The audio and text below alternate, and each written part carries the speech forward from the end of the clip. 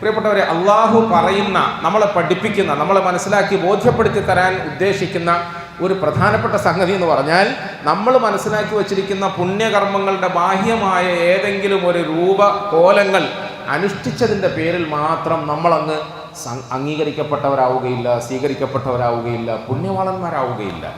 അള്ളാഹു പറയാം, ലൈസൽ ബിർറ അൻ തുവല്ലു വുജൂഹക്കും ഖിബലൽ മശ്രിഖി വൽ മഗ്രിബ്. ഖുർആനല്ലേ പറയും, ലൈസൽ ബിർറ അൻ തുവല്ലു വുജൂഹക്കും ഖിബലൽ മശ്രിഖി വൽ മഗ്രിബ് വലകിന്നൽ ബിർറ മൻ ആമന ബില്ലാഹി വൽ യൗമിൽ ആഖിർ വൽ മലായികതി വൽ കിതാബി വൻ നബിയ്യീൻ. മനസ്സിലാക്കിക്കൊള്ളണം മനുഷ്യരെ, ലൈസൽ ബിർറ അൻ തുവല്ലു വുജൂഹക്കും ഖിബലൽ മശ്രിഖി വൽ മഗ്രിബ്, കിഴക്കോട്ടോ പടിഞ്ഞാറോട്ടോ നിങ്ങളുടെ മുഖം തിരിച്ചു വെക്കുന്നതിനെ അല്ല പുണ്യം എന്ന് വിളിക്കേണ്ടത്. അതാണ് പുണ്യം എന്നാരും തെറ്റിദ്ധരിക്കരുത്. അതാണ് പുണ്യം എന്ന് തെറ്റിദ്ധരിക്കരുത്. അള്ളാഹു വ്യക്തമായി പറയാണ്, വലാ യഹുദ്ദു അലാ തആമിൽ മിസ്കീൻ. അടുത്ത സൂറത്തിൽ അള്ളാഹു പറഞ്ഞില്ലേ എന്തുകൊണ്ട് അവർ മോശക്കാരായി, എന്തുകൊണ്ട് മോശക്കാരായി? അവർക്ക് പാവങ്ങൾക്ക് ഭക്ഷണം കൊടുക്കാൻ തീരെ താല്പര്യം ഉണ്ടായിരുന്നില്ല.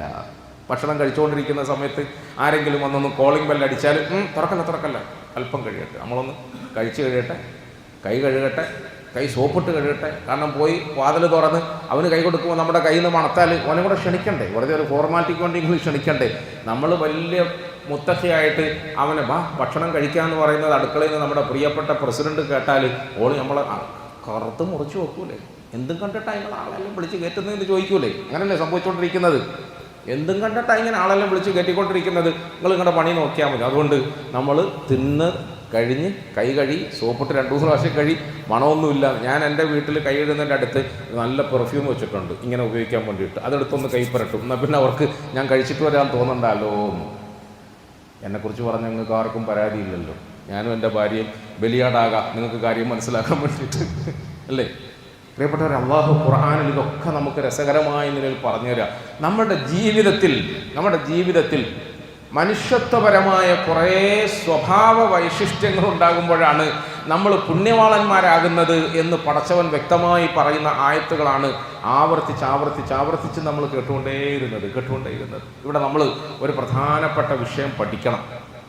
നമ്മൾ ഈ നിസ്കരിക്കുന്നതും എത്തിക്കാഫിരിക്കുന്നതും നോമ്പെടുക്കുന്നതും പ്രസംഗിക്കുന്നതും ഖുർആൻ ഓതുന്നതും ഇങ്ങനത്തെ സംഗതികളൊക്കെ ചെയ്യുന്നത് നമ്മുടെ ജീവിതത്തിൽ അങ്ങനത്തെ ഒരു നല്ല സ്വഭാവ രീതി ഉണ്ടാക്കും. വഇന്നക അലാ ഖുലുഖിൻ അദീം എന്ന് പറഞ്ഞില്ലേ, വഇന്നക അലാ, അങ്ങനത്തെ ഒരു നല്ല സ്വഭാവത്തിൻ്റെ ഉടമയാകാൻ നമുക്ക് സാധിക്കണം. അതിനുവേണ്ടിയാണ് നമ്മൾ ഈ കാര്യങ്ങളൊക്കെ ചെയ്യുന്നത്. രണ്ടാമത്തേത്, നമ്മൾ ഈ ചെയ്യുന്ന കർമ്മങ്ങളിലൂടെ നമുക്ക് അങ്ങനെ ഒരു ഉയർന്ന അവസ്ഥയിലേക്ക് ചെന്നെത്താൻ കഴിയുമെന്ന് അള്ളാഹു റസൂൽ സല്ലല്ലാഹു അലൈഹി വസല്ലമ തങ്ങളെ കൊണ്ട് നമ്മളോട് പറയിപ്പിക്കുകയാണ്. നമ്മൾ പൊതുവെ എന്താ വിചാരിക്കുന്നത്? അള്ളാഹിൻ്റെ റസൂല്, അല്ലേ, അള്ളാഹിൻ്റെ റസൂല്, ഔലിയാക്കന്മാർ, സലഫുസാലിഹ്യങ്ങൾ, മശായിഖന്മാർ, ഉസ്താദന്മാർ അവരൊക്കെ ആയതുപോലെ നമുക്കാകാൻ പറ്റുമോ? നമ്മൾ സാധുക്കളല്ലേ, അങ്ങനെയല്ല. ഈ പറയുന്ന എല്ലാ മഹാത്മാക്കളും സഞ്ചരിച്ചെത്തിയ ആ ഉയർന്ന രംഗത്തേക്ക് നമ്മളെയും കൊണ്ടെത്തിക്കുക എന്നതാണ് ഖുർആനിൻ്റെയും ഹദീസിൻ്റെയും ലക്ഷ്യം. അത് ഓതുകയും കേൾക്കുകയും പഠിക്കുകയും ചെയ്യുന്നതിൻ്റെ പ്രധാനപ്പെട്ട ലക്ഷ്യം അതാണ്.